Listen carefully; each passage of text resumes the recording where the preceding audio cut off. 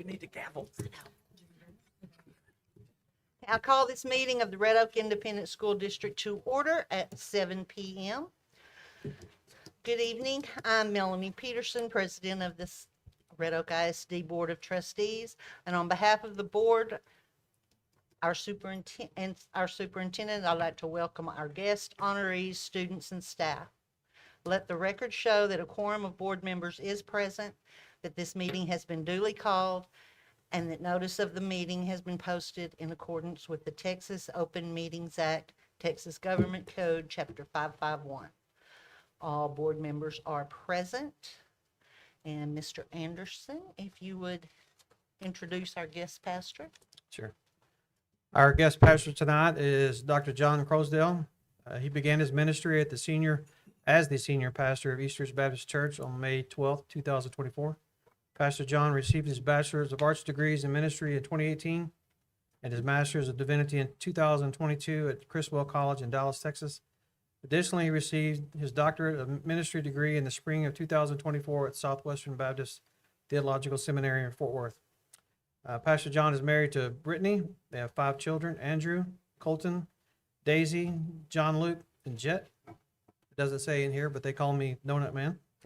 A great truth from God's word that is near and dear to their family is found in Jesus Christ's response to a significant question: who then can be saved? But Jesus looked at them and said, with men it is impossible, but not with God. For with God all things are possible. And that's from Mark 10:26-27. Thank you for allowing me to be here. And so I'm a proud member of the Hawk family. Our daughter just started first grade at Shields Elementary. So a shout out to Miss Allison, Miss Samantha. Thankful for all that you do, and thankful for everyone here who shows that they care about their community. And I'm going to go ahead and assume everybody wants God's blessing on this community. Amen? Let's go ahead and pray and ask for him to do that. Father in heaven, we come before you tonight, and we do thank you for who you are. We thank you that we can approach the God who dwells upon high because you came low. You have sent your one and only Son, Jesus, to come and take our place on the cross, to die for our sins, to be buried, to be raised to life on the third day. So we thank you that we can serve and pray to our living God through our living Savior. And so we're grateful for the administration, the staff. Thank you for all those who sacrifice and serve their community. Thank you, oh God, for the school board who serves to stand in the gap for the community. And Lord, we just pray for unity among all who are involved in serving their community, Lord. And we do pray, God, that you would bless the community of Red Oak. We pray that you would bless every school in Red Oak, every family. And Lord, for us to do that, we need to follow your blueprint. And so we pray for wisdom. Lord, we pray for those in leadership to seek you out for what you would want to do that without fear, and to do so in such a way that it would invite your blessing. We recognize you are who we need. And so we submit this agenda, all the business that would take place tonight, everything that happens here. Would you see to it that it would be done in a way that you would receive all honor, praise, and glory. And we ask and pray all these things in Jesus' name. And if you agree with that prayer, would you say amen? Amen. Thank you. Thank you. Okay, Mr. Knight, if you will go down and introduce our pledge leader.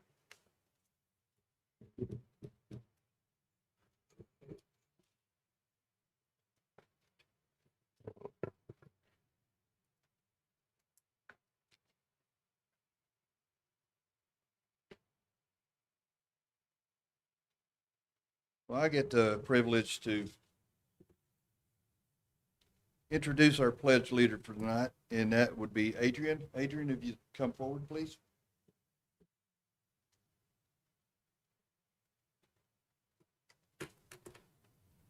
Just a little bit about Adrian. Adrian is he's 12 years old. His parents are Edwin and Ashika Rosa. He has one sister, Alicia. Adrian is in the 7th grade at Red Oak Middle School. His favorite class is band. Adrian enjoys watching TV, practicing his instrument, and paper crafts.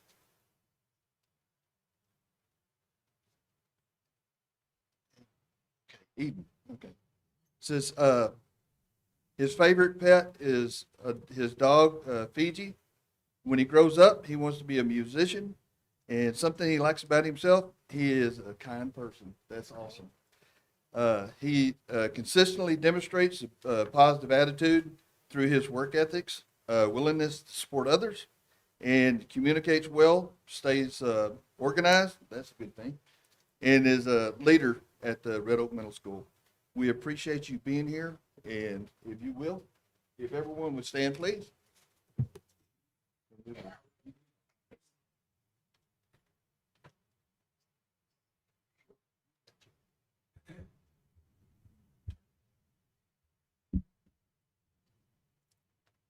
I pledge allegiance to the flag of the United States of America and to the republic for which it stands, one nation, under God, indivisible, with liberty and justice for all. Honor the Texas flag. I pledge allegiance to thee, Texas, one state, under God, one and indivisible.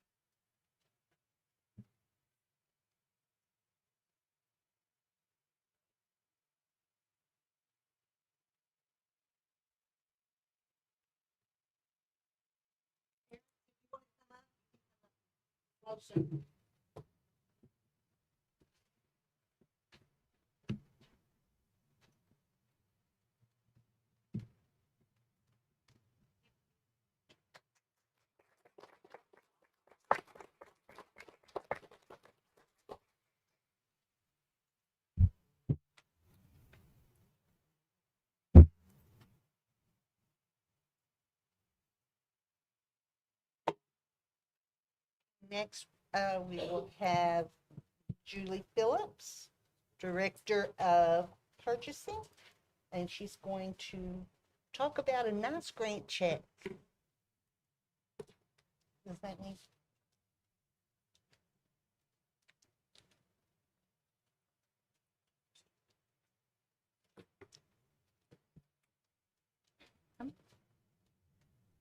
Good evening. I'd like to take a moment to recognize and thank TPS, that's Texas Political Subdivision, that's our insurance carrier, for their continued partnership and support, and in particular, thank Alan Hall for being here with us this evening. I've also asked Bill, our CFO, and Lori Rao, our Director of Health Services, to join me because her department was a big benefactor of this. We're deeply grateful for the recent $20,000 grant award, which has already made a meaningful impact across our district. With this funding, we were able to purchase 8 new defibrillators, allowing us to place AEDs in locations that previously had none, and to replace outdated units that were no longer reliable. These devices are essential in emergency situations, and this grant directly strengthens our ability to respond quickly and effectively when it matters most. The grant also enabled us to add 3 additional cameras to vehicles that used to transport students, further enhancing safety and accountability within our transportation fleet. This is the second time that TPS has invested in our district safety initiatives. The first grant, awarded in 2022, allowed us to purchase proper storage cabinets for flammable liquids, an improvement that continues to serve us well today. Alan, please extend our sincere appreciation to everyone at TPS. Your ongoing support helps us create a safer environment for our students and staff, and we truly are grateful for your partnership. Yes, thank you.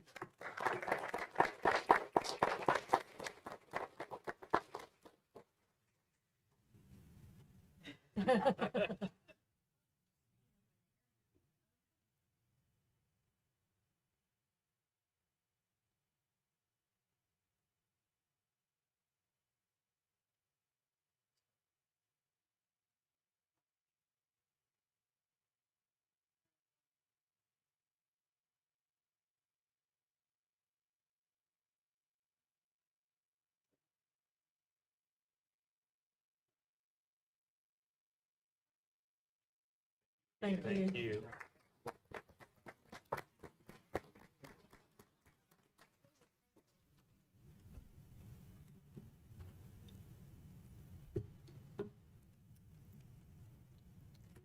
Okay, next, I will have Miss Jennifer Jeter, and she is Director of Career and Technology Education.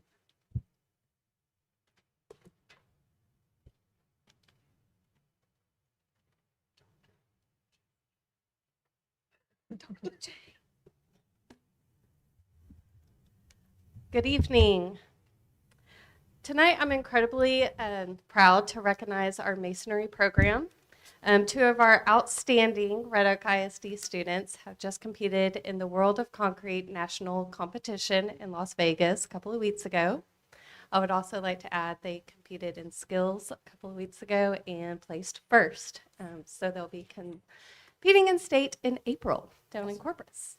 So, the national convention, it was not just a simple convention. It's the largest industry competition in their industry.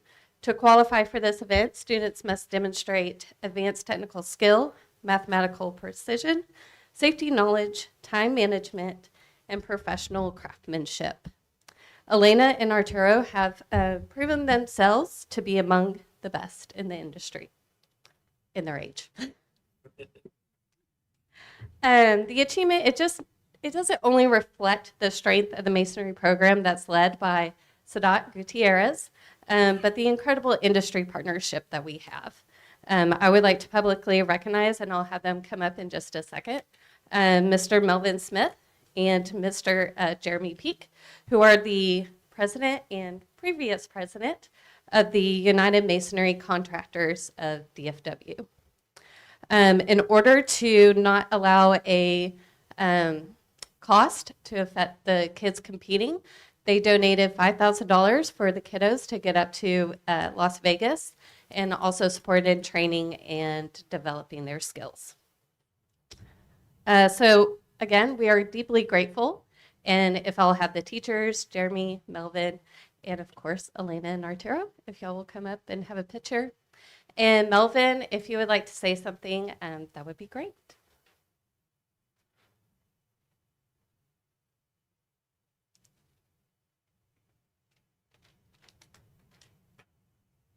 Thank you. So I have my own masonry company, so I discovered well over 50 years ago, I discovered the value of learning a trade in high school. And I fell in love with building something beautiful. So now I spend a lot of my time sharing that passion with students. And we truly treasure our partnership with Red Oak ISD. So as the Workforce Development Coordinator for North Texas, I represent about 70 companies in our organization, UMCA, contractors, suppliers, and manufacturers, and that's the United Masonry Contractors Association. We also work closely with our state association, which puts us over 100 members statewide, and they've been very involved with the training down here as well. So first I'd like to thank Sadat for her generous passion for masonry, and thanking her for instilling that same passion into each of her students, because I've watched that play out. I truly see your teaching as a gift of opportunity, an opportunity to learn a beautiful trade that can become a great career. So the last 2 summers, she's come out and worked for us in the summer so she can hone her skills and so she could become a better teacher and a better mason. So that's been a joy for that to happen too. And I think she enjoyed it, and our employees did too.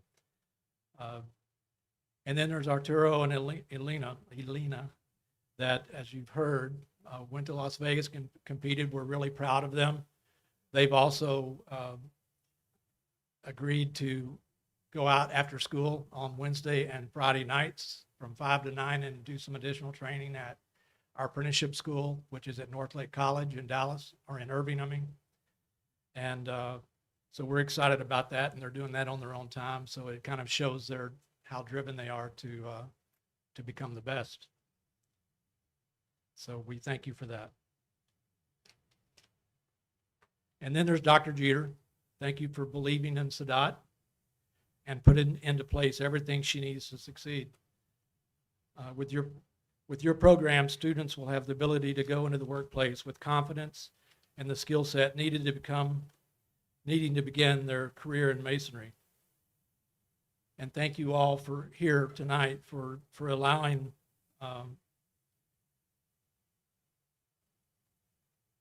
thank you all for following through in a commitment to prepare these students for success and to become productive assets in the community. Red Oak ISD is quickly becoming the shining light on the hill that other schools aspire to when it comes to masonry training, and I'm not joking about that. And you can talk to the other schools, and she's talked to the other teachers, and it's we want to continue that. We look forward to growing our masonry program here and growing our relationship with Red Oak ISD. Thank you. Awesome.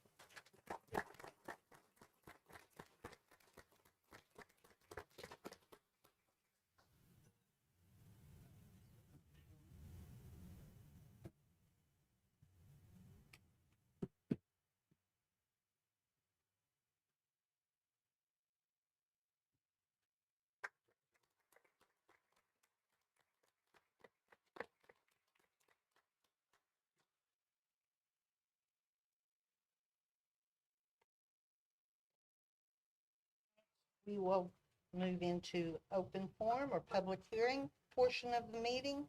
We did have 2 people sign up to speak tonight, but before they do, I must read our script here.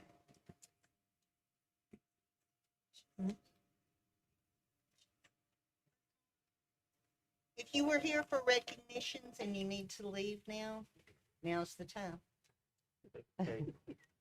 Melanie, this is Bill's time. What? Oh, thank you. What, Brian? It's the public hearing. Will I skip? That's where I go. It's going- Okay, Thanks, Debbie. forget that. I did that wrong. Now is the time for public hearing, which also says open forum on my agenda. So I will have Megan Corns, our Chief Technology Officer, will open our public hearing, and we will begin when she's ready.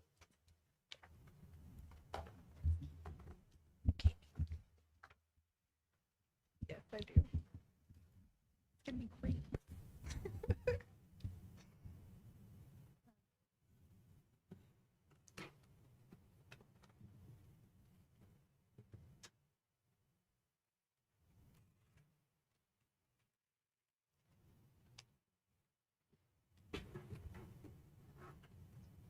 Okay, tonight I'm coming for our state mandated public review of our 24-25 final data. So that is the purpose of this public hearing. So it is 396 pages. So if you want to sit back, we'll be here for a little bit. Just kidding. We're not going to go through all 396 pages. We're going to just go through the highlights. And I'm going to go through the sections that are within this report, and then this report will be placed on our website. So there are 8 sections for our district annual report. The district annual report consists of the 24-25 taper. It consists of the 23-24. See, I told you, it doesn't like me. The 23-24 financial actual the financial actual report. It is the 23-24 school year accreditation status. It includes the campus performance objectives, the report of violence or criminal incidents on campus, the student performance in post-secondary institutions, a progress report on the House Bill 3 goals, and then the glossary. So all of this information we have already brought forward. And so what we are doing today is just giving you an overview of how the annual report is formatted and what all is included within that report. This report is broken down. It's going to be located on the website. It will be broken down in that report. to include the district information and the campus information. So when you see it, the way that this report is compiled is it's coming for TEA compiles it from every district and every district and every campus. And they use PEMS data that's collected throughout the school year along with assessment data. And then the 24-25 taper is published as a PDF and it's released in December. So once it's released in December, then we have a little bit of time then to present it to the public as a completed report. We've already presented this data and we've been working on it. You've had campus improvement plans presented. You've had local improvement plans presented. And so none of this information is new. It's just in a different format. And so when you see the beginning, so we're going to start with section 1. And so section 1 has a cover page and it has the accountability rating. It has our special education determination status for the district level. And then it also includes on the campus level, any campus distinction designations. And so you'll see here, I have an example of what's in the paper, in the taper report. And so you'll see here, it has our district name, our district number, it has our accountability score, and then it has that we have met requirements for that special education determination status. An example of a campus report is this. And so you'll see there, it lists any distinctions that that campus receives. So every campus is broken up and is outlined the same way. So the way we're going to go through it tonight is we're going to look at it just the way that it is laid out from the district level. And so the district has, so each, inside that section 1, you're going to see star performance. And so it looks like this. And you'll notice that it has the tests that are listed. And then it has, on that 4th column over is in bold. And that is our district information. And so those are our district scores. So this is looking at star performance in approaches, meets, and masters at all of the tests given at the various grade levels and subjects. Then that next section is school progress. In this section, it's looking at annual growth and accelerated learning. So annual growth is only reported on reading and math. And it starts at 4th grade because you have to have a previous year's score to show growth. And so that's when we're looking at the areas of reading and math, and we start in 4th grade and move all the way forward. And then you also see that we have accelerated learning. So accelerated learning is a student that did not pass one year and how they did the next year. And so it's looking at any student that failed one year and then how they performed the following year, which we refer to it as 1416. That's just one of what the House bill was referred to as. Academic growth is included in our accountability, but it is not made up of these two scores. So if you do calculation, you're not going to come up with where our score came from. It's the same numbers, they just do other math to come up with our accountability score versus what's in the taper. And so this is what that looked like within the taper report. The next section within the taper is our bilingual education and English as a second language. And again, it's going to show you that same information, but it's highlighting only our bilingual education students and our English as a second language students. So you'll see that information, but just for those 2 subpopulations that we have to look at those 2 programs. Then our next section is our participation section. And this section is looking at the students who actually took the test when STAR was taken in the spring. So what was our participation rates? Our campuses work really hard on the days of testing. They're calling parents. They're making sure that we know where the students are and that we're accounting for every student. And if they cannot come on the day of testing, then we have makeup sessions that students are invited to come to as well. You'll see that some are not included. So in order for them to be included in our accountability, they have to be here and enrolled as a snapshot, which is that October date. That is, we call it a snapshot date. And so if they're here in October and they test with us, then they're included in our accountability. So you'll see some that are listed as not included in accountability, and that would be the reason.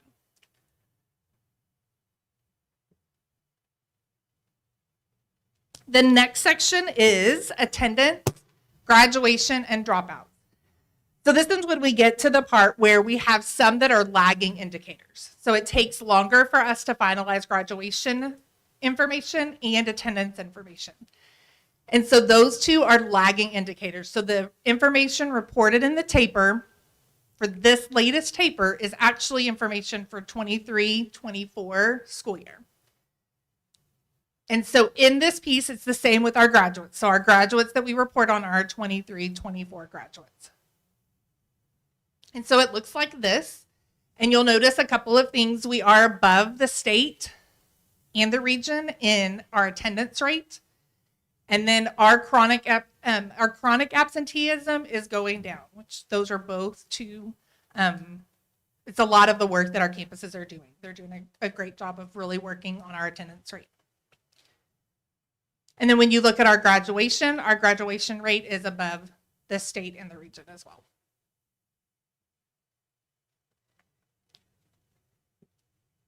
The next part of section 1 is our college, career, and military readiness.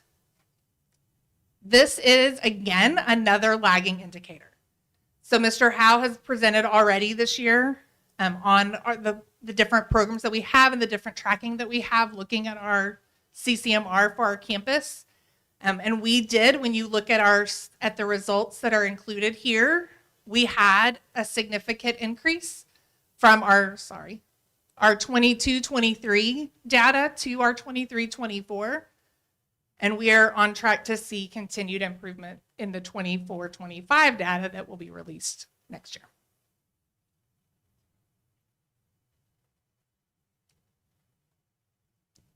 The next part of section 1 is our student information, our staff information, and then the information by program.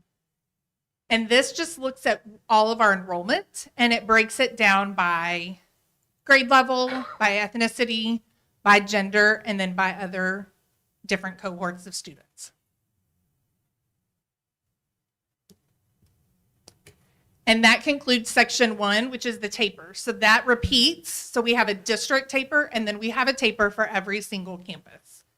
And that is all included in the first section of our annual report. The next section is our financial standards report. And this is looking at the data that is currently available for 23-24. And this includes all of our financial data. So our financial data, Dr. Johnston does a great job of looking at all of our financial pieces, and we remain in great standing with TEA.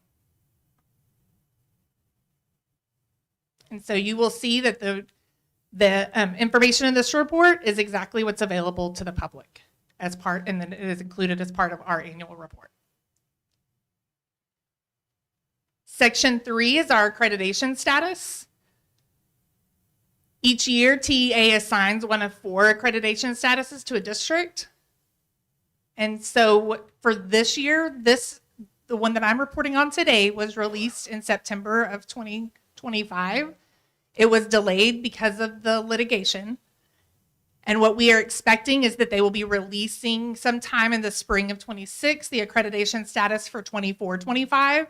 But as of today, and what has been reported to us, is that we are to include the 23-24 accreditation in this year's annual report. And we are listed as accredited. Section 4 is our campus performance objectives. Campus performance objectives are included in our CIPs, our campus improvement plans. We have them posted on our website. So in this annual report, we have included the direct links to our different websites and then where our improvement plan is located for each campus. Those are living documents, and they're updated throughout the school year by the campus as they continue to review the ongoing goals and objectives that they have for their campus. In addition to that, let me back up. In addition to that, I've also included as part of our annual report the local improvement plans that the campuses have shared with the district this year. And so I included that so we have all of that information as one document. The next section is a report on violent or criminal incidents. And for this, the expectation is that we are reporting any violent or criminal incidents that occur on each campus. We have to include the number of incidents that have occurred on the campus. However, if it is less than 5, due to FERPA, we can't release what that number is. And so we have that report, and that image did not make the slide, but it is included in the report. And we had one campus that has an asterisk next to one incident. And so that just means that it occurred less than 5 times on that one campus. Section 6 is student performance in post-secondary institutions. This is a report that is given to us, and it has not yet been released for this year. The information that we have is the same information that we had last year. And we checked again today, and it has not yet been released. And so what we are looking at today is the information from the 2023 graduates. And this is just where the state tells us how our students have done in their first year of college or post-secondary, post-college work, or post-high school work. Section 7 is our progress toward the House Bill 3 goals. And so as we look at these goals, we are looking at third grade specifically, so it's early childhood and literacy and math. And then it's also CCMR. And so these were goals established by the board, and then our progress. So when we look at early childhood literacy learning, so this is third grade and it's meets and above. And you will see that our 2023-24 data was at 46, and our 24-25 data was at 49. And when working with curriculum, a lot of the things that we are seeing is the benefits of the reading academies that our teachers have gone through. So we're creating a really systemic instruction when you look in the area of reading from kindergarten on up. So our students we're seeing that trend. In addition, we've changed curriculum over the last 2 years. And so that piece is also supporting that initiative as well. And so then as we look at our math, unfortunately, we are seeing a dip here, but this is a dip that the state is recognizing. And so that is why our latest legislative session, they have actually started, they're working on implementing math academies in the same manner that they were implementing reading academies. Because across the state, we're seeing a need to support the math area. And so for us, what this looked like was an introduction of Carnegie Bluebonnet math for the secondary level.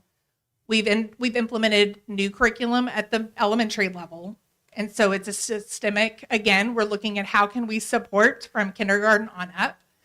And then implementing things like the campuses I've already talked through over the course of this last year. They've talked through the calibration walks that they've been doing, getting into classrooms on a consistent basis, looking at data from every 6 weeks, so right now we're in the middle of looking at benchmark and iReady middle of the year data, and then making plans on intervention as we move into our final 7 weeks before STAR testing.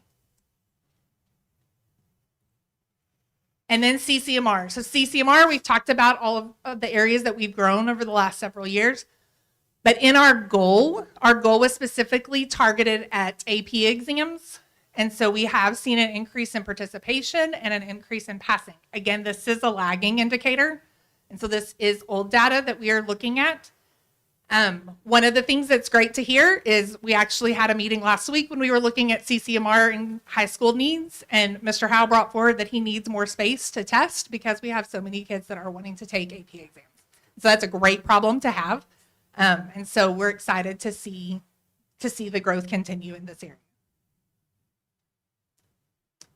And then section 8 is our taper glossary. And so there's a lot of definitions within this annual report. There's a lot of methodologies on different ways that things are calculated. And so that is explained by TEA in the glossary. And it is available in English and in Spanish as well. This information, the taper report, is online right now in draft form, and then it will be if we see any errors, if we find anything that we need to correct, we will make those adjustments, and it'll be in final form within the next 2 weeks. In addition, we'll be placing a paper copy on each campus so that if anybody from the community would like a paper copy, those will be available as well. Any questions? And since this is a public hearing, I will now open the floor to anyone in the audience. If you have a question for Ms. Corns, raise your hand and we will acknowledge you. Okay. Board members, you Yeah. have questions? Now's Yeah. your chance. So, I mean, you've gone through how the taper is laid out, the different sections. On the one slide, you show we're a C district. What's keeping us from being a B district or an A district? What are our gaps? What are we targeting going through the rest of this year, going into the next year, and in the year after and year after? So I will tell you, I've just met with all principals last Thursday and Friday, and I reiterated the importance of growth in our accountability system. So 70% of our accountability system, and more so at the elementary and middle school level, is reliant on growth. And so several years ago, it wasn't the case. It was really about just strictly performance. But we have an opportunity now to where if a student comes to us, we need to know where they were, and we need to make sure that they don't go backwards. And so really targeting. So my department has done a lot of work with the campuses. The campuses are already doing a ton of work, really going in and looking at every specific student. And it doesn't matter if they missed 5 questions on the test or if they missed 20 questions on the test. Knowing exactly where they are and where they need to be by the end of the year, and then pushing towards that goal. And so we've been working on those pieces.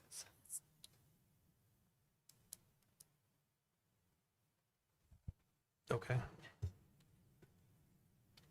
Anybody else? The tiered instruction, if you'll just kind of touch on tiered instruction. So part of that, looking at where the growth is, one of the things that we're looking at is making sure that we know what their need is. So if a student is, I'm going to use math, for instance, because that was my subject.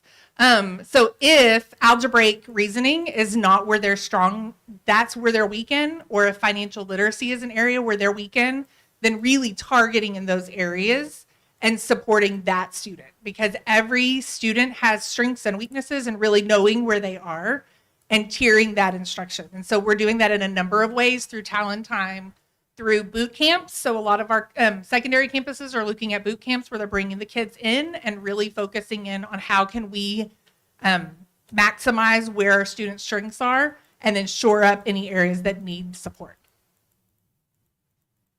And if I could add just a few more things, I was going to do it in my superintendent report, but I'll go ahead and do some of these now.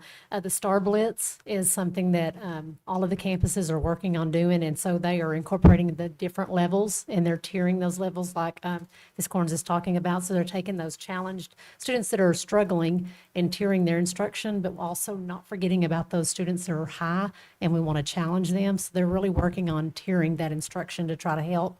They're doing the spring SAT boot camps. I think y'all are starting this week, correct, Brett? They're starting those this week at Red Oak High School, so that will help with those higher level kids. We also worked on repositioning some staff that we have, even some ESC staff, to go into those classrooms, or moving some teachers that we had in one level to another level to try to really focus in on those students that are struggling, like in math. If we had a great math teacher over here, but they're struggling over here, moving those teachers in that way as well. Also, Mastery Prep is a program that we have really implemented at the secondary level as well, trying to see a lot of progress there. And they're working really hard with curriculum instruction with Michelle Owen and her group to create STAR focus post-assessments to create that rigor and that practice. So that's just a few of the things that they're really honing in on, trying to find out those needs and pushing those kids to the growth factor that Ms. Corns is talking about. Well, I guess my question is, I get the growth, right? But that's across the board. And when we're trying to move the district, you're trying to move that needle just a little bit here, a little bit there. Or is it math? Is it English? Is it history? Do we understand what areas we need to target? We want everybody to grow, right? Right. That, to me, that's just a, A given. yeah. Yeah. You want everybody to move forward, move that needle forward, right? But what I'm not seeing is what areas are we targeting are going to hit this next year? What are we going to hit? What are we going to target? That's what I want to see, Right. right? Not everybody, because I mean, the reality is you're not going to move the whole district at one Right. point. Right. So we got to eat that elephant one bite at a time. What's that next step? So one of the areas that we're working on specifically, so I can talk specific because I worked with middle school just this last week.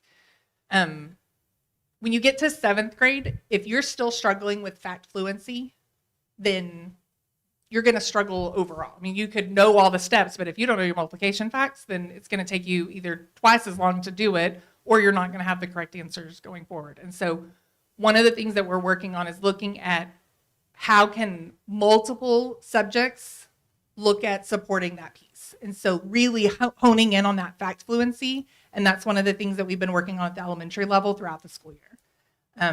We went, math you have a pendulum where you don't want to do drill and kill. But there's a time and place for fact fluency. And really coming back to making sure that our students have that memorization of facts is really important.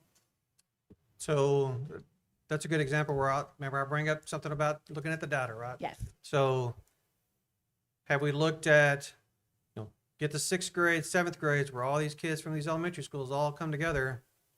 Is it a campus where these kids are struggling at?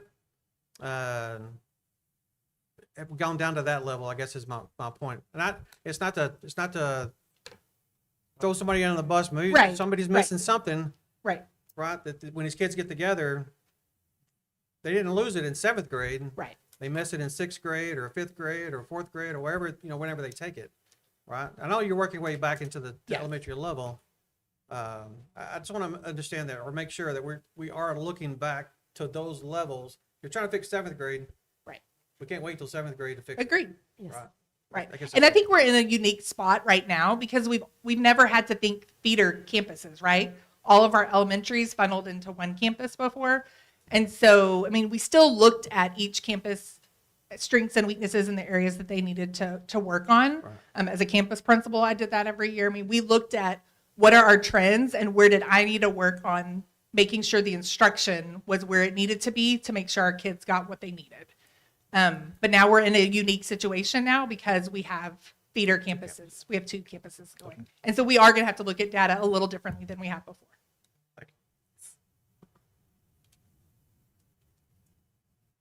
Anybody else? Okay, good job. Thank you, Thank Ms. you. Lawrence.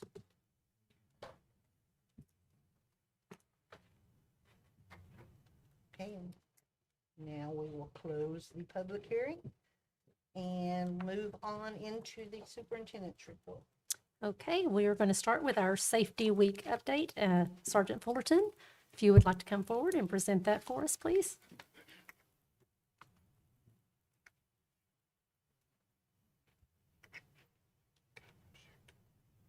I appreciate y'all allowing me the time to speak in absence of Chief Pacifica.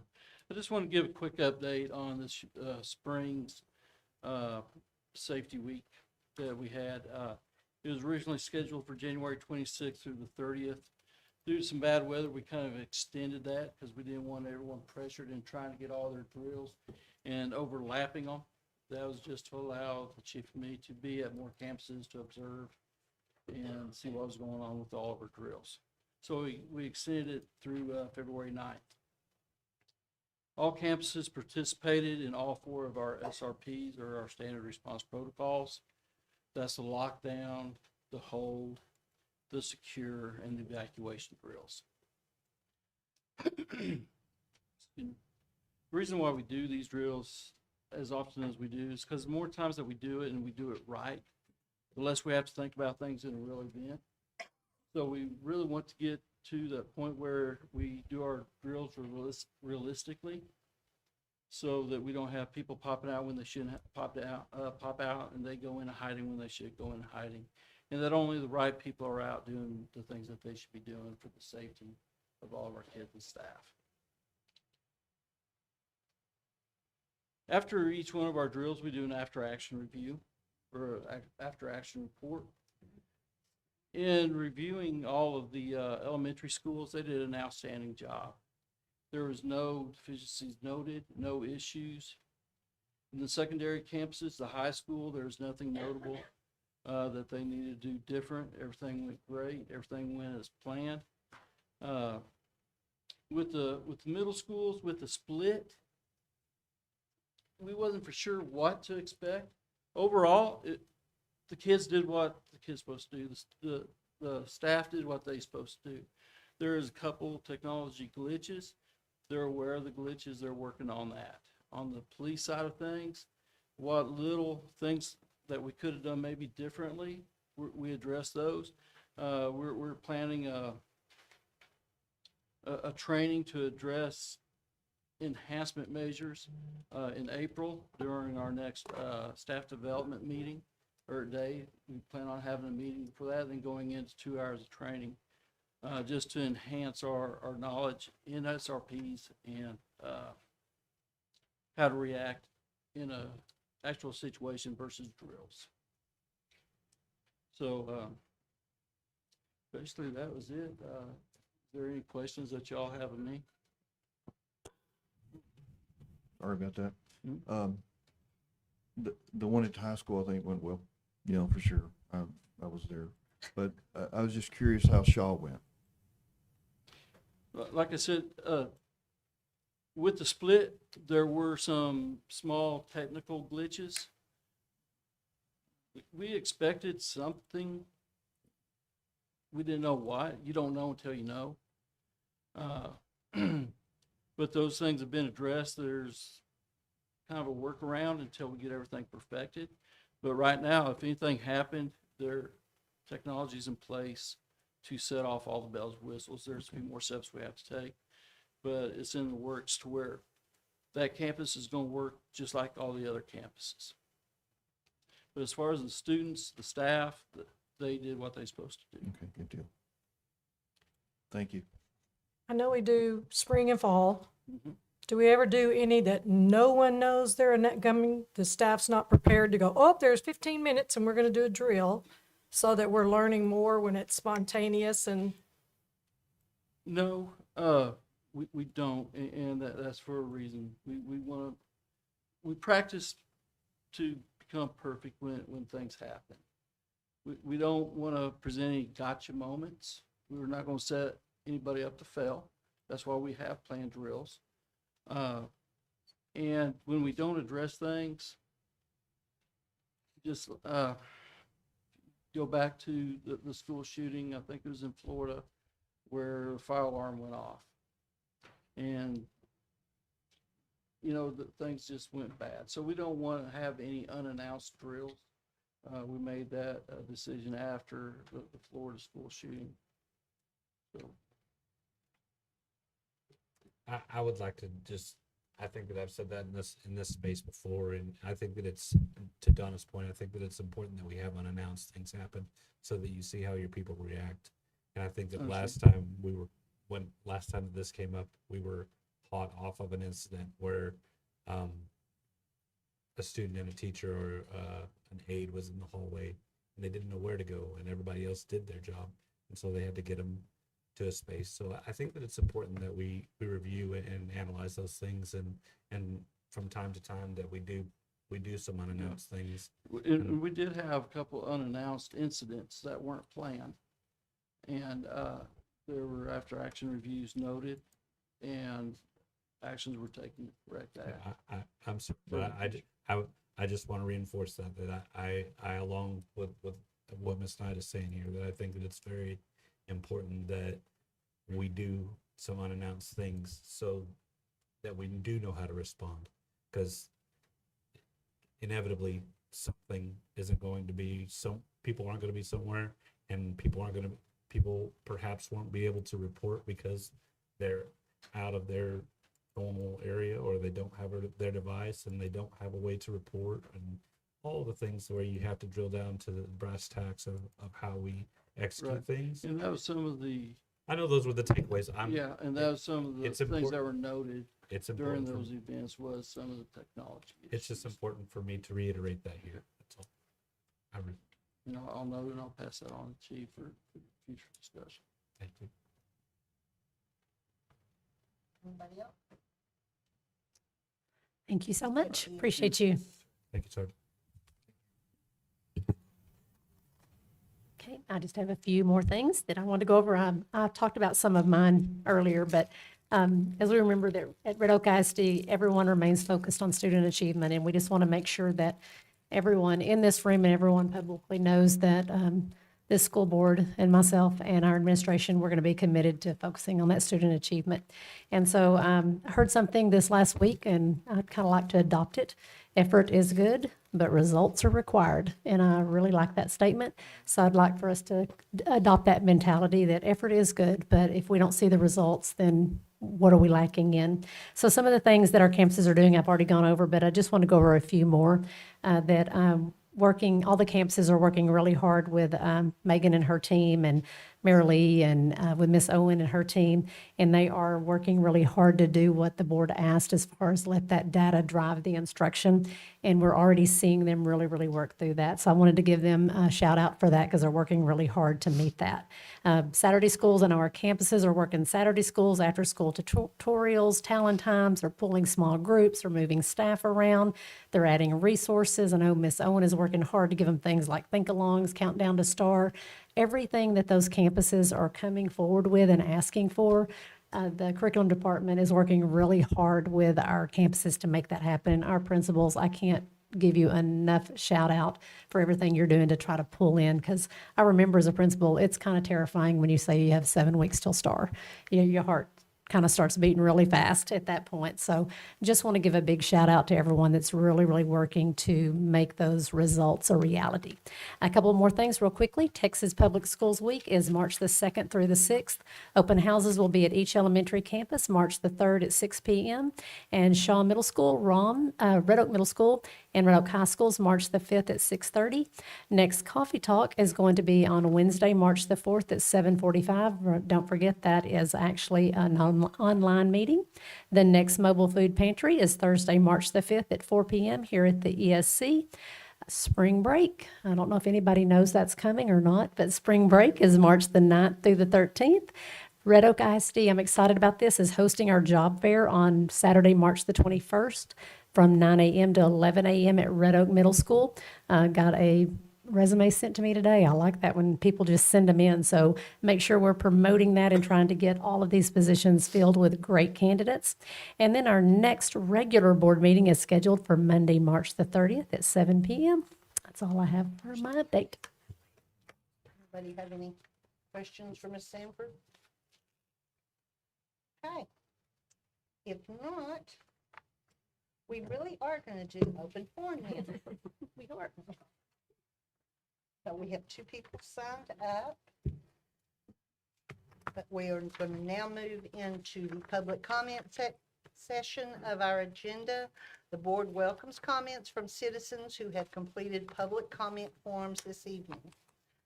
They are accepted prior to the start of the meeting and are not transferable to other speakers. Please be advised that the information shared in public comment is the opinion of the individual speaker, not the district. 2 minutes per person have been allotted for the public comments. Please keep all public comments related to school district governance and operations. If you have a specific concern related to an employee of the district or a specific student issue, you're encouraged to utilize the district's grievance procedures provided in board policies on the district website. And finally, remember that the board may not discuss or act upon any issues that are not properly posted on the agenda. So when I call your name, please come up to the podium and state your name for the record.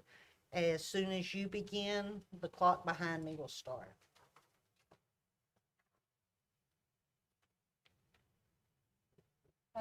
First, we have Yolanda Harris.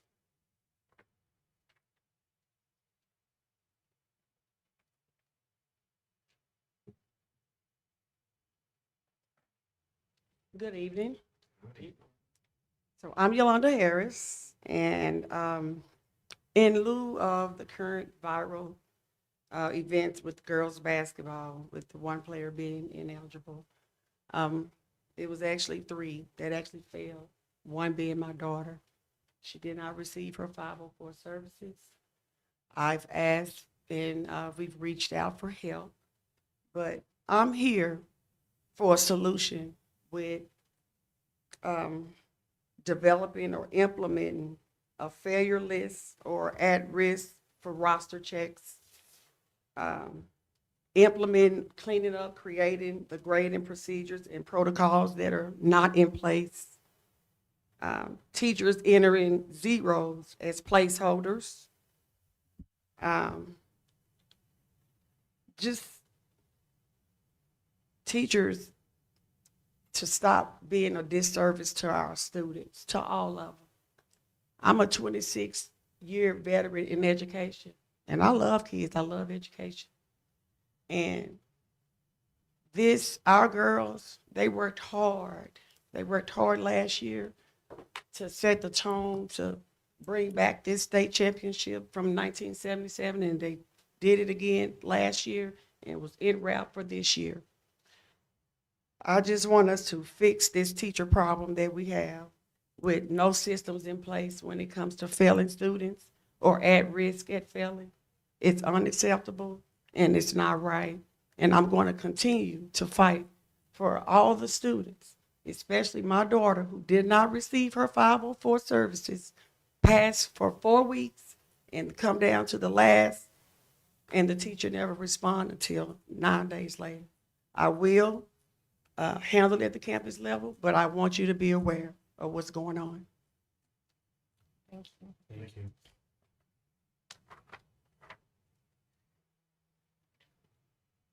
Next, we have Megan Giles.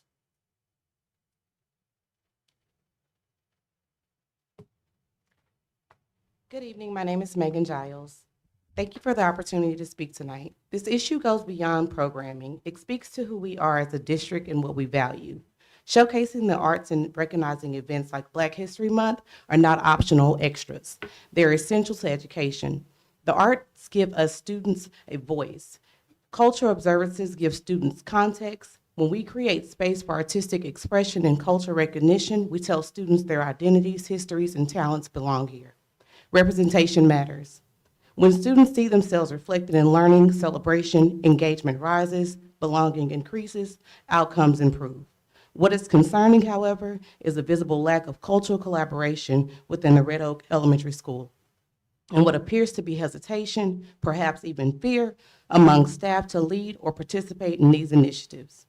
When educators feel uncertain about engaging in cultural programming, it signals lack of clarity in our district's commitment to diversity. Equally troubling is the lack of participation and visible support from principals and supporting committees. Leadership sets the tone. When leadership is absent, the message is clear. This work is optional or worse, discouraged. That silence creates uncertainty, and uncertainty creates fear. Staff should never feel anxious about celebrating culture. They should not feel that their professional security is at risk for uplifting students' histories and voices. If we truly value diversity, that commitment must be clear, visible, and supported at every level of leadership. As Black History Month concludes, I urge the board to provide firm guidance and proactive support for arts and culture collaboration moving forward. Cultural celebration and artistic expression are not risks, they are strengths. Our students deserve leadership that reflects that truth, not only for Black History Month, but every other month for recognition. Thank you. Thank you.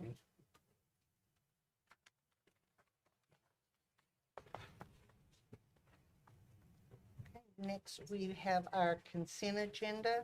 Are there any items that any board member wants to pull and consider separately?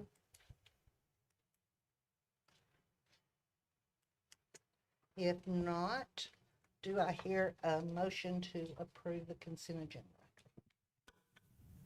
Make a motion that we approve the consent agenda as presented. Second. A motion by Mr. Knight and a second by Mr. Kelly.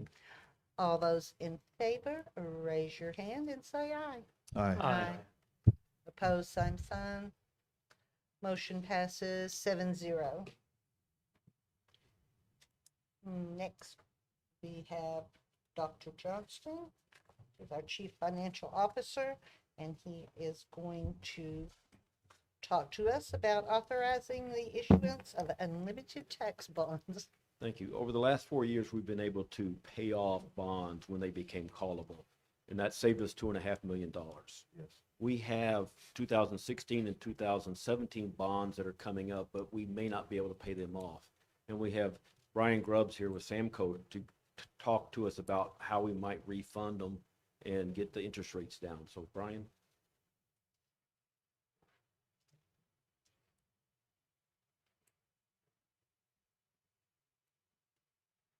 Good evening. Thank you, Dr. Johnston, Superintendent Sanford, members of the board. Again, my name is Brian Grubbs. I had the privilege of serving the district as your financial advisor for a number of years. The order before you, as Dr. Johnston pointed out, is authorizing the issuance of additional bonds. There's two components. The first one is a bond refinancing. The district has completed a number of these historically. In fact, since 2009 through 2019, you've refinanced about 8 different times for a total interest cost savings of almost $20.6 million. So you have 2 series of bonds here, the bonds that were sold in 2016 and 2017 that we're tracking as targets. And this is just like you would refinance a home mortgage. We have interest rates lower than what you locked in back in 16 and 17 to the extent that we can save you money to lower the interest rate, lower the bond payment, we would. Authorization of this does not require you to complete this. If our interest rates move against us and we can't achieve the level of savings that we're previewing for you this evening, you do nothing, the bonds remain outstanding, and we continue to pay on those. And there in the middle section, the 2016 bonds, you have a little under 8.5 million of principal that can be refinanced. We are targeting that entire amount. If you move to the right under the 2017s, you have about 38.1 million principal that can be refinanced, but we're only targeting about 16.1 of that. The reason that we're not choosing all of it is the portion that we're not selecting has low interest rates. So I cannot prove up that there's any savings by refinancing those. So the 16.1 and the 8.4 out of the 16 represents an average interest rate of 4.45. We're hoping to take that out and lower that with interest rates that range from 2.5% to 3.6%. In doing so, at the bottom, we hope to generate almost 2.3 million from this refinancing. That 6.25% statistic, anytime we have a refinancing where the savings as a percentage of the amount that we're refunding is greater than 3%, we bring it to the attention of our administration. We come before the board and get an order authorizing us to move forward. It cannot fall below that, or again, we would not complete the financing.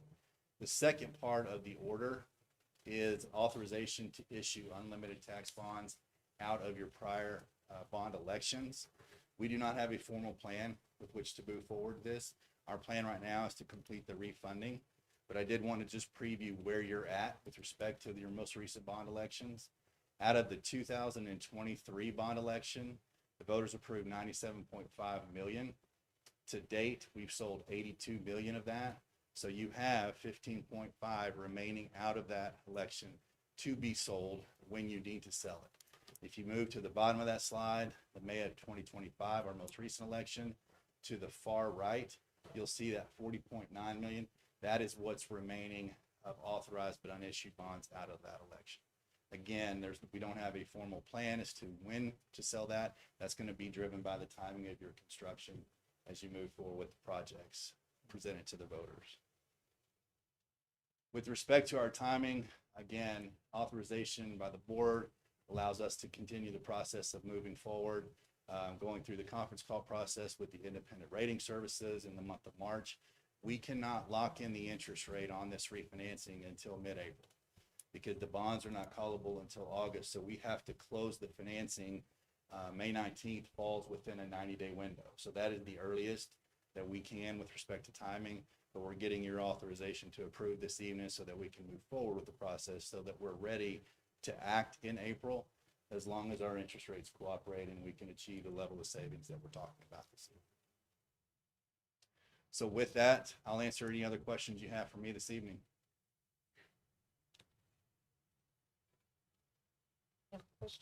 do.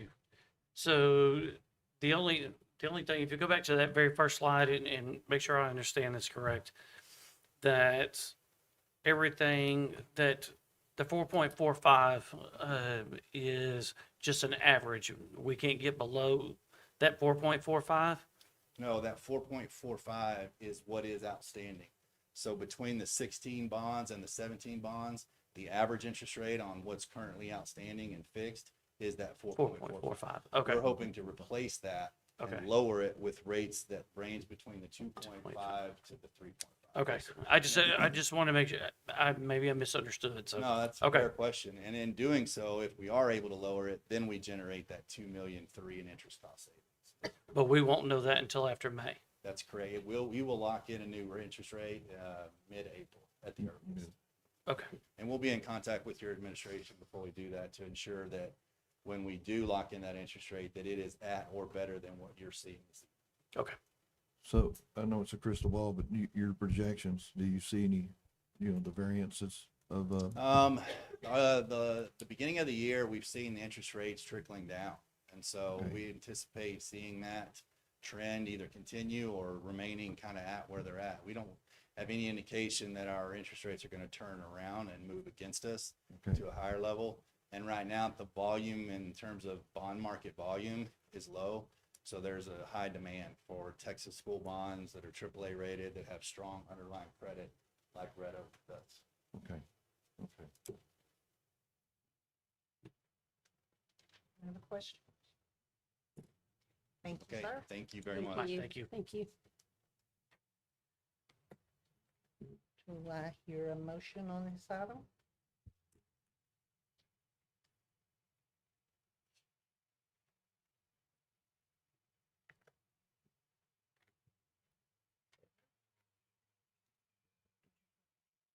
Do I hear a motion?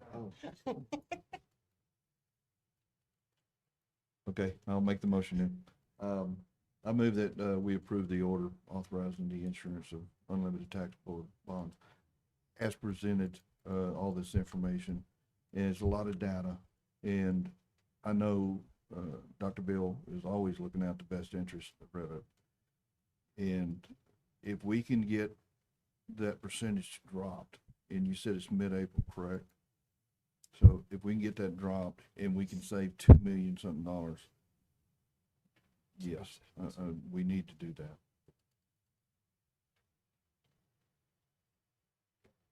Second. Sorry, jumped a little ahead. Who seconded I'm that? passionate. Brian Sebring. Brian Sebring. Okay, so that's a motion by Mr. Knight and a second by Mr. Sebring. All those in favor say aye and raise your hand. Aye. Opposed, same sign. Motion passes 7-0. I just get a little passionate when money's involved. Okay, and we have Dr. Johnston again. Thank you. As you know, we're working on multiple construction projects going on right now. And what we have for you tonight is the new elementary school. If you remember back over Shaw Middle School, first off, we've contracted with Joris to be our construction manager at risk. And one of the things that they do is they provide us a guaranteed maximum price. That's the maximum price the project is going to be. Good, for example, Shaw, it was 76 million. We probably came in around 74 million. So, and Shaw came in 3 different components. So in this case, for the new elementary school, sort of the same thing. We have bond package, guaranteed maximum price package for early civil package, which is $4.181,125. So we're asking the board to approve that, and we'll come back later with some more packages as they get them defined.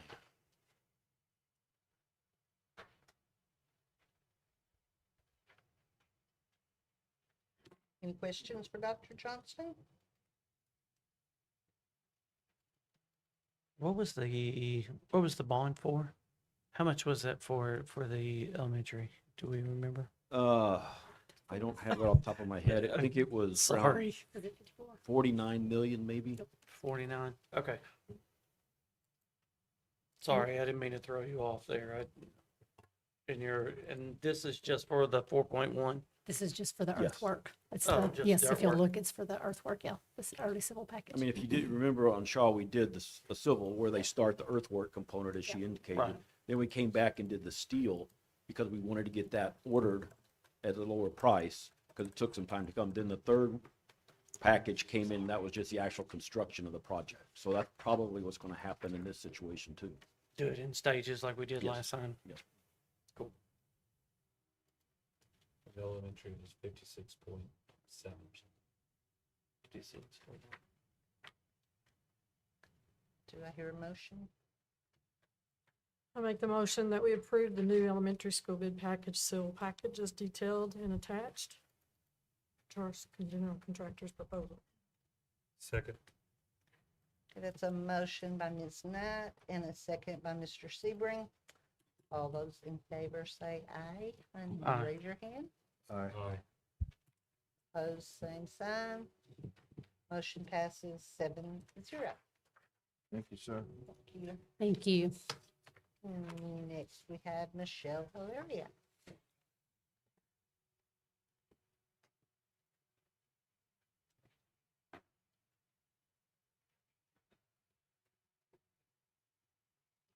Good evening. Tonight, we are going to look at an application to TEA for delay in implementing House Bill 2 teacher certification requirements. Anytime that there's a new law, they look at passing the law, but they forget to look at how it's going to impact us. And so House Bill 2 passed new limitations on school districts' ability to waive teacher certification requirements for foundational courses. Your foundational courses are math, ELAR, science, and social studies. Well, as well as passing the law, they also passed that we could extend the law. So they have created a waiver, and what that waiver does is it permits us, if granted, to extend the requirements of teachers to be fully certified no later than the 29-30 year. And so TEA's notification is due on March 2nd, and then they will notify districts on March 31st if our plan is approved. Now, when you look at the information that's provided to you, the first part is the application. There's really not any substance in the application when you look at what they're requesting. And so it is that we have to tell them how many of our staff currently are assigned to foundational courses. So if you look at what we have this year, we have 32 foundational staff, which is 7% of our teaching staff. Then we have to identify at least one education prep program that will work with us to reduce this percentage. This year, we currently work with 12 programs. And that doesn't include our university partnerships as well. And we're going to kind of talk about what those programs are further on. And so then on the application, you have to show the date the board approved the application, a web link to the board meeting agenda, where the plan is. We're going to talk about the plan, and then we have to show the link to the plan. And so basically that is your whole TEA application, and that's included in your packet as well. It's really just drop down menus to say we kind of went through the process is what to me it looks like, okay? So then they asked for us, after we have a TEA request for the application, they wanted us to kind of create a plan of what are we going to do over the next few years to make sure that we meet that requirement by 29-30. So what we looked at is that, again, that plan, they told us exactly what has to be part of the plan. The first part is identifying that the educator prep program. So what you want to hear is there's kind of differences we mostly know universities, we get student teachers, they get certified, they become a teacher. And so some of them are now creating their own alternative certification pathways as well. But most of your educator prep programs, you have to have your bachelor's to even be accepted into their program. And so when we're working with these programs, our staff have their bachelor's, master's, they just need to add their teacher certification. And so the two that we mainly had sign up this year were the iTeach and the Texas Teachers.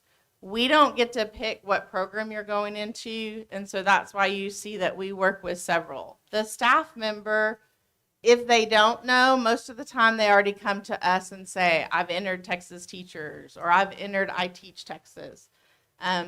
If they don't have a program, we have a list that's provided to them of any program that they can pick. Those programs come out and they provide coaches, mentors, field supervisors, which come out and watch that teacher teach. They're providing them with test prep. They have to pass modules, modeling lessons. So what those people missed out in the university setting, then they're getting that with this educator prep program. And so our plan says you have to choose one. It's a drop down. We have 12 this year, but they've just asked us to pick one.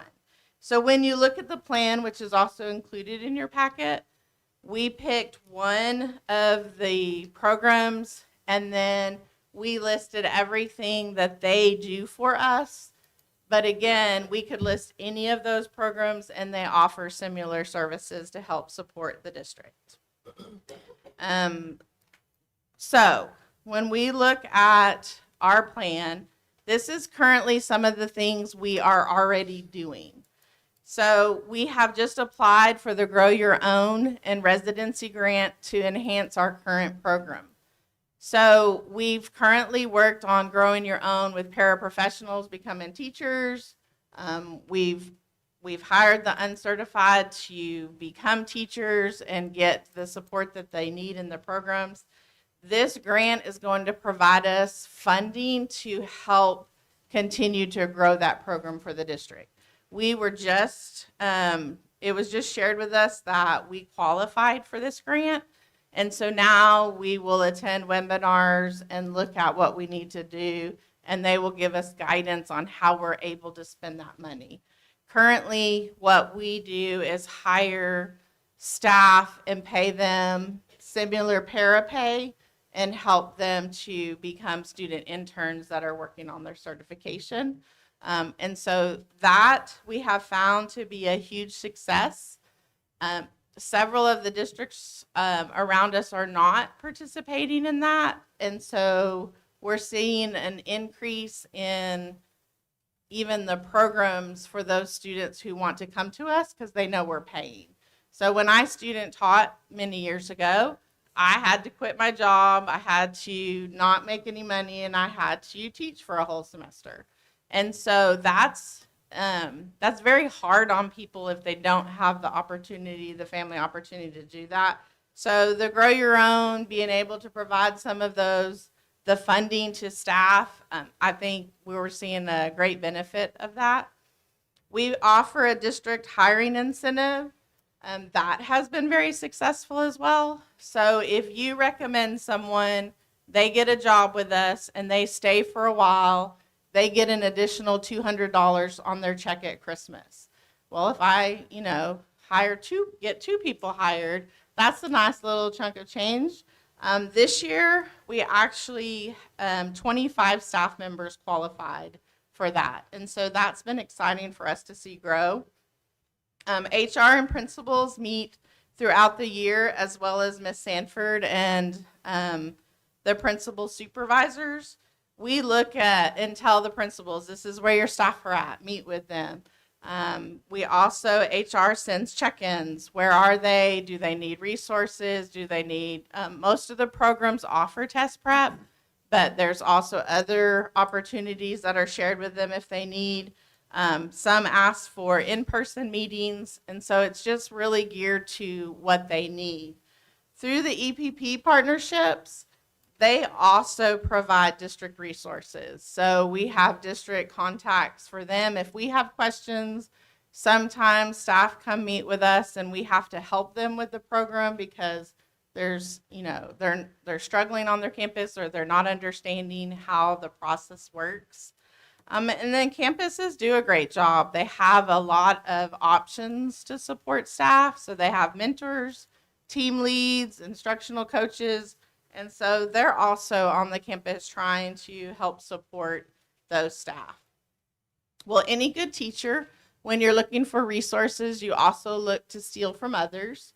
And so I searched to try to find what are other districts doing. Most of them say the same thing. Oh, we're doing this, we're doing this. But I am trying to pull resources from other districts. Is there something new that we need to look at?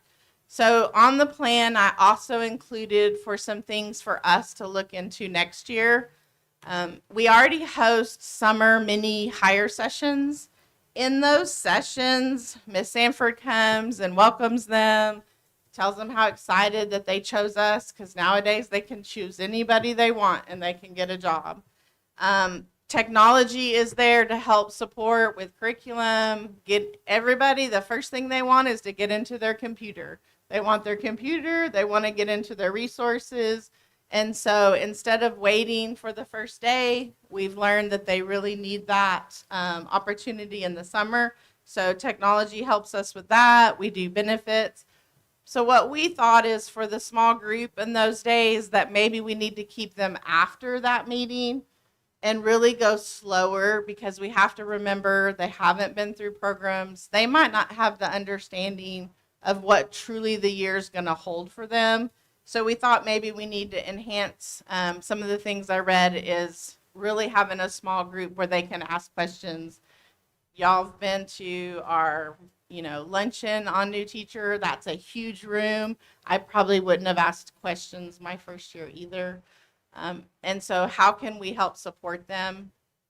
The state is providing also alternate ways to qualify. Usually as a district, we have not done those, but we're going to look into what those rules are, as well as they have new rules for a paraprofessional teaching permit. So if a para has been with us for a year, they are working on their certification, are there things that we could do that they could be the teacher of record because they have proven themselves as a very successful para?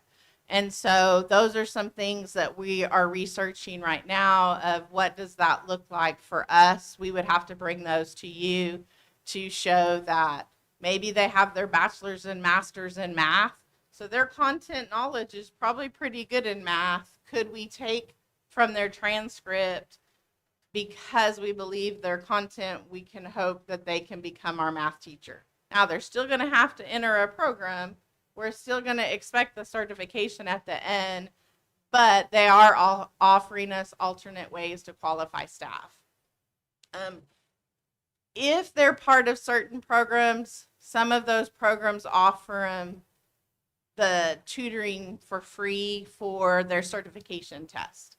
And so what we want to look at is, would those companies charge us maybe a district rate if we purchase it, and that we could also provide to some of our staff who are trying to pass their test. We have some amazing staff who are working very hard and they're just struggling to finish the test. They have test anxiety, just like our kids. And so are there things that we could provide them? Also, it's a lot of money to take your tests. You have, 3 or 4 tests you have to pass. So could we look at, if you pass the first time, that maybe we reimburse you for one of your tests?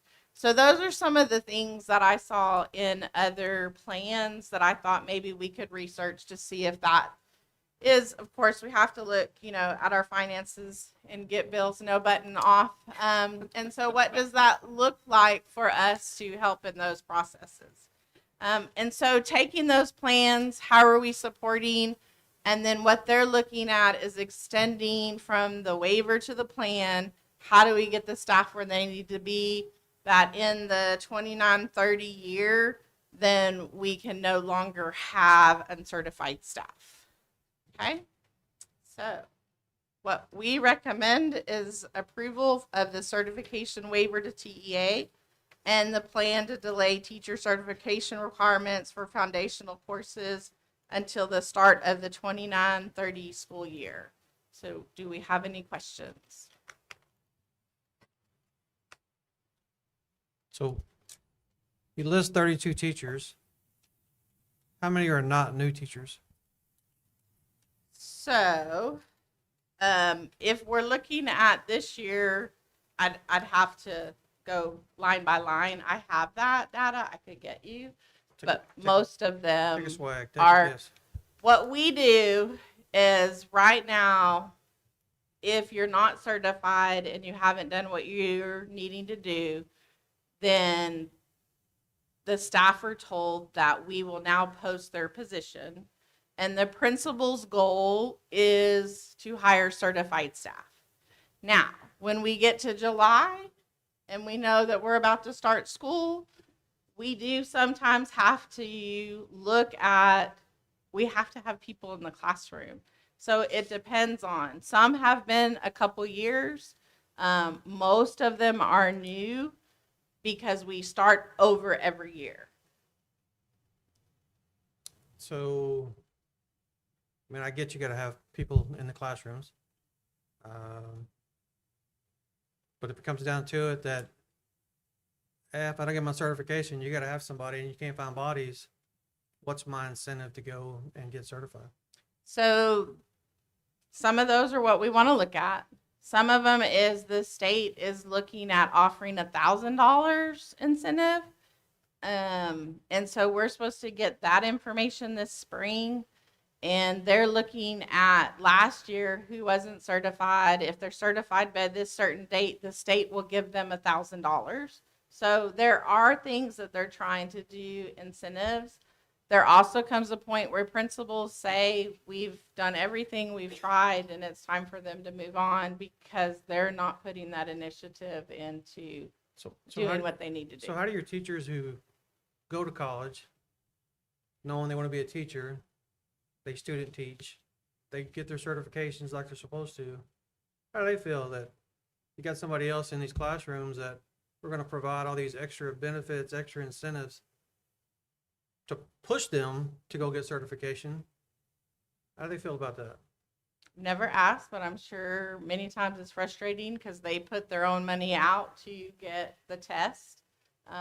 So I'm sure on both of those sides that it is a frustrating thing. I mean, when we talk to people, we hire them, they know they got to get certified, right? So I don't understand why we have to have some big push after they get hired. You know, if you don't enter a certification program when you get hired, within the first year, they should be moving down the road, right? So we ask all of them to enter a certification program when they start. And so. And everybody does? So yes. And how long does it usually take for them to get certified? So if they're in the program, they have to do their year. Well, what's a typical timeline for somebody to get certified? A year? Yes. Because in that program, they have to do their modules, they have to get help, they have those field supervisors come in to watch them, they have to sign off, and then at the end, the principal has to say, yes, I think they're ready to go to that next step. So I understand the 29-30, we're getting the waiver as far out as we can from the state level, right? I get that. But what is our target that we have? We used to have you want to teach in Red Oak, you got to be 100% certified, right? That's been here before. It was hard to do that. You were here when we did it. What do we need to do to get back to that? I think the struggle that we're seeing is several years ago as an elementary principal, I'm going to use, I had 50 applicants who wanted to be a teacher, and now you don't have that. So Nelson University in our own backyard, they canceled their job fair because they had 4 people who want to be a teacher. And so even your university programs, we're not seeing them come out with teachers who, or people who are graduating with their certification. Some of the people that we talk to, it's sad, but it's also understandable. Their programs are saying, go this route because then you don't have to student teach because they can't afford to take a semester off. They already have families or their parents aren't taking care of them anymore. And so to be able to quit your position and go full time to a job you're not getting paid for, it's a struggle. And so even universities are saying, get your bachelor's, get it in something, we'll just say math, then get into an alt program. So even they're being told to go different routes because I think it's a struggle with some of the cert programs. No, I mean, I understand that, but, you know, we're in the education business, and we have to have teachers in our classrooms who are trained and who can teach whatever subject that they're teaching, right? You have 32 people that are teaching core subjects. We just see the taper report. We're struggling in math, English, reading, our core subjects. And you can ask any one of the principals, us, we agree. But we still have to get staff there. I was a certified teacher. I still don't think they prepared me for walking into that classroom. And if you would have not given me a chance to learn and grow, my first year was a struggle. Sometimes I'd like to go search the kids and see, what are they doing? Did I fail? Because it took me, but it took me, even as a certified person, it took me some time to get to where I needed to be. And that's in any job you go to. I don't think anybody up here is expecting anybody to come out of college with a certification. They're going to walk into a classroom. They're going to be some superstar teacher. Now you have some superstar teachers, Absolutely. right? They come on and they're young and they just have it, right? Maybe they grew up under somebody who's a teacher or something, right? They just have it.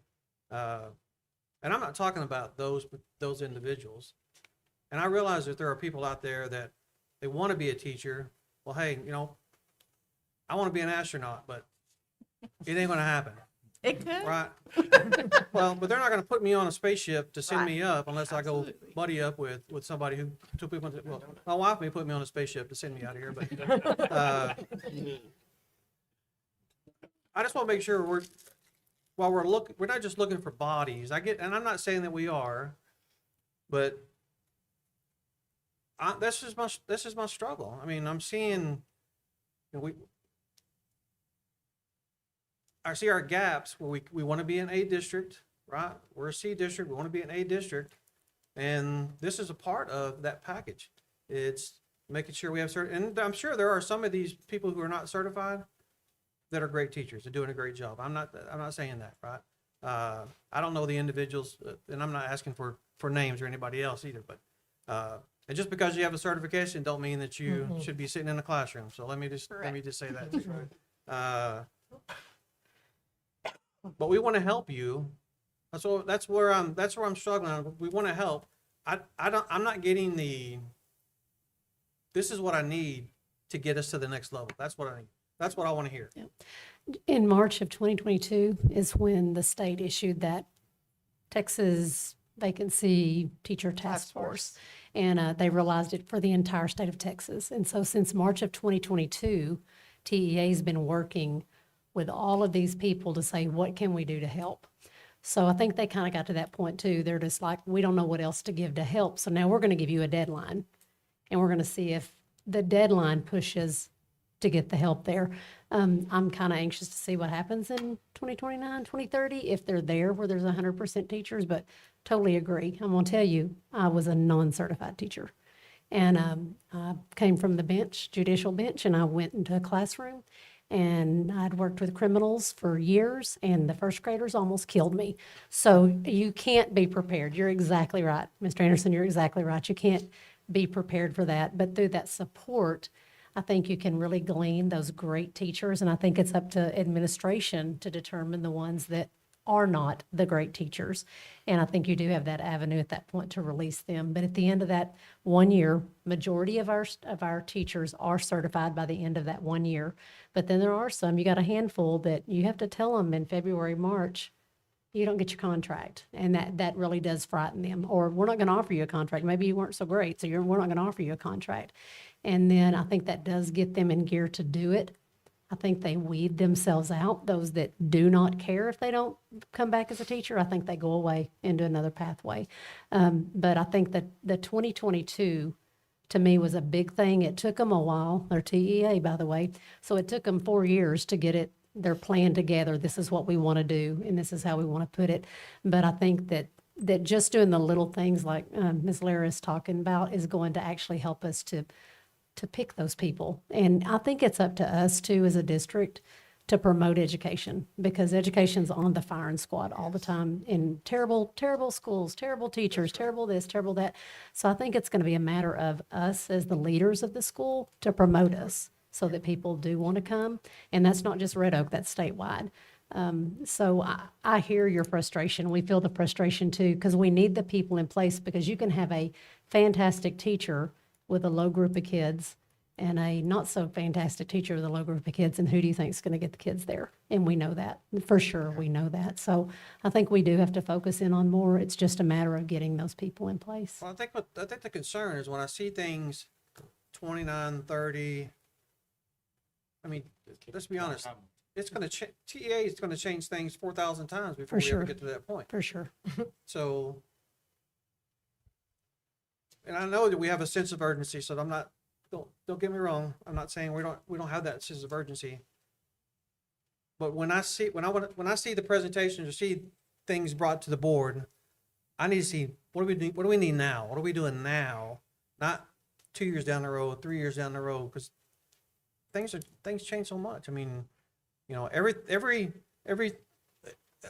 they pass at the state level now, in my personal opinion, it's geared toward how can we kill public education? 100%. And it's little by little. They're eating that elephant one bite at a time, right? That public education is a huge thing. How are we killing it? Well, just little pieces at a time. We keep changing it around. We keep mixing everything up. Some are going to get frustrated and leave, and I think then they have. You got a lot of good educators that have said, "I'm done. I'm out, and I'm not coming back." Well, the ones that we have left, you know, the Grow Your Own. We have kids who graduate. I think we have some students who have graduated and come back. I think those are great programs to be able to glean some of those kids and encourage them to come back. Hey, when you graduate, come back to Red Oak ISD, because you'll have a home. You don't have to move off. You can live with mom and dad for a while or whatever. You heard it here. Yeah. I have a room. They can come live with me when you teachers. Yeah, I don't mean to. I'm not saying. I don't want to just. I'm not trying to beat anybody up. Right. I just think that we need to speed up our whole process, and that's what I talked about. Yes. My focus over this upcoming year. It's I'm tired of talking about new buildings and this and that. I want to talk about our education. I want to talk about our classroom, our curriculum, moving that needle. You know, when we hired Miss Sanford, it was to be in a district, right? How do we get there? What are the gaps?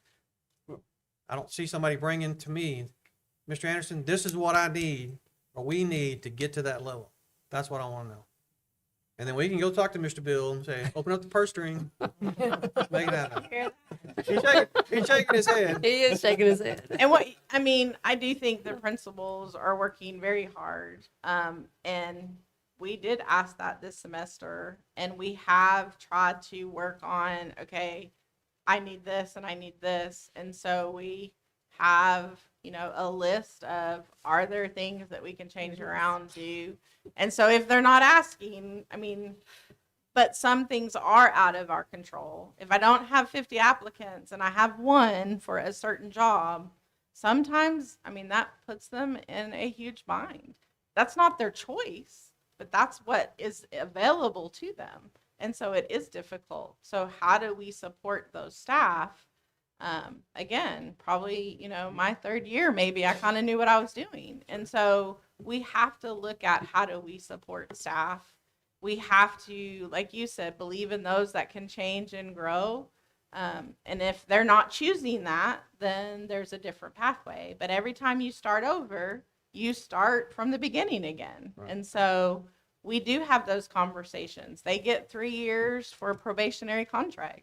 Well, that's because it's going to take them a while to learn their content, to look at what they're doing. You mentioned earlier that one of the was it residency grant? Was that was very successful?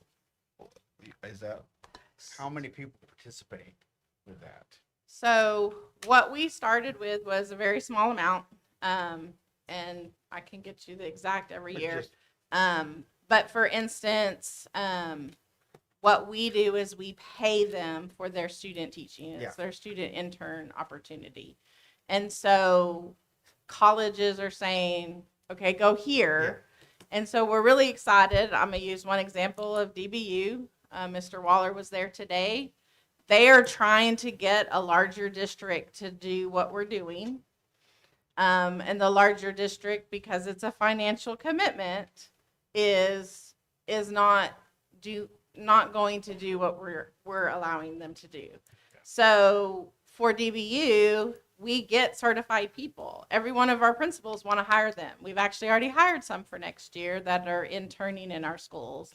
And so if we can get into those programs and the kids know, okay, Red Oak pays us, I mean, it's still not that much, but it's better than zero, then maybe I won't go to all the surrounding districts. I'm going to go to Red Oak. And then they're already here. They already like the campus that they're at. They already are in our door. So it's comfortable too. They're like, yes, I want to stay. And then as they're finished with their residency, which is student teaching, then they're hired and they are becoming our certified staff. And so the more we can get that out there, but there's still a financial limitation on that. Well, that was what I was So, going to ask. What is your limitation? How many? Can you have 100 of those? 50 of those? no. So Well, I mean, we might as well ask. I can't wait till cabinet. okay, so for us, this is huge because we started so low, but this year we have 19. Mhm. And so that is That's huge big. because if we can hire all 19 of them, then we're already way ahead and we're halfway through your number already. But See? But I think what Mr. Donut over here and I were thinking earlier was that, if you came in here and was saying, we need to be able to go from 19 to 50, that's the kind, to get us to where we need to be for this time. We want to hear, we need to know those kinds of pieces of information so that we can say, Bill, So that's Lots of how money. we have built our program, and we will give Bill kudos because Yes. we started with a very small amount, but then people said, hey, we heard you pay. And so we go back to cabinet, and I'm like, I'm okay, this school's willing to come on, but I need 6 more intern spots. And so if you look at working through that in cabinet, we have said yes. Good. And we've said this is getting us that certified teacher. Now, to have 19, that's huge because they are all going to be certified by the end of this year. And so, but again, we've taken, for instance, DBU, I think we took all of theirs. So, I mean, we took everyone they had. But we did go to cabinet and say, they're willing to give us this. And so can we increase our amount? And so Bill has done a good job with approving that. So, yes. So, and so what we've built, but I think it's you build it, they'll come. And so they have started contacting, and Mr. Waller's our contact, and he's going into the schools and talking to those classes as well. And so to get out there, to get your name out there, because a lot of them don't know Red Oak. Where is Red Oak? What is Red Oak? And so getting us to say we pay, they know where Red Oak is. So Absolutely. So question, so obviously you're not going to retain everybody who enters the program, right? what is our retention side of the people that we are putting through the program? Okay, so last year, you know this better than I do, so what you got? year we had 14 interns. Got to speak in the speaker, yeah.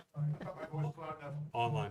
So I'm going off my head, but I'm really close. Okay, so last year we had 14 interns. We usually do it by semester. We offered all 14 jobs and 12 accepted. 2 of them left for different reasons. This year, first semester we had, we've got one girl that we're actually trying a year-long residency. And so she was with us first semester and then second semester. So first semester of the ones that we could hire, we had 6. We offered all 6.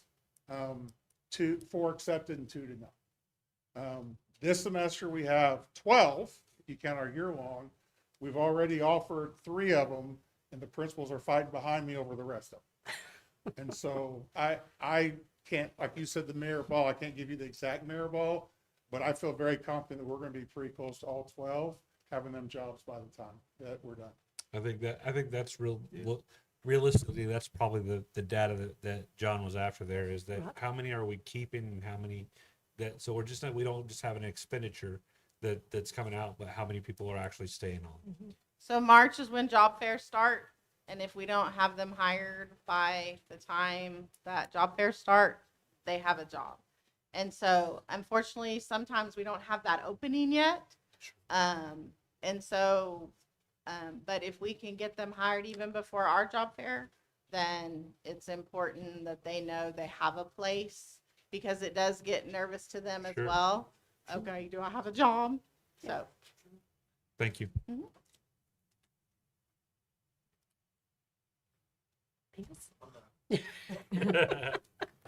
I move that we approve the certification waiver as required by TEA and the plan to delay teacher certification requirements for foundational courses until the start of the 2029-2030 school year. Second.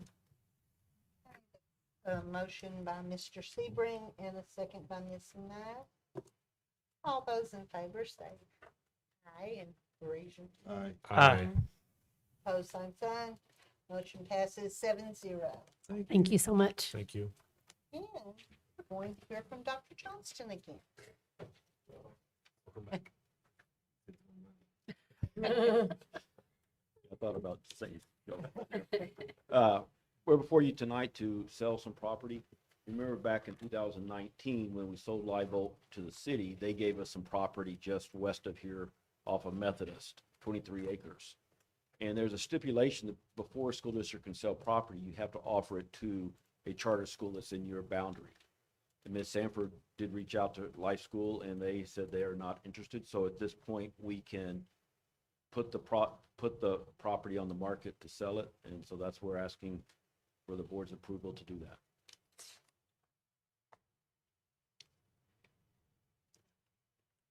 Anybody have any questions on that?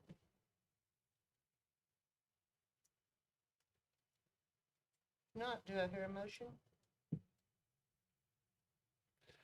I move that we adopt a resolution to sell the property at 100 Lake Trail Drive, and by the order of the board, allow proceeds from said sale to be used in accordance with Texas Education Code Section 45.082B1 for constructing or equipping school buildings in the district through capital project priorities and or purchasing necessary sites for school buildings.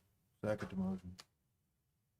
That's a motion by Mr. Sebring and a second by Mr. Knight.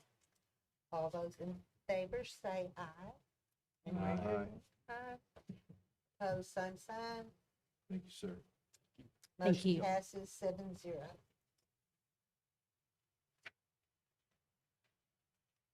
Anybody have anything?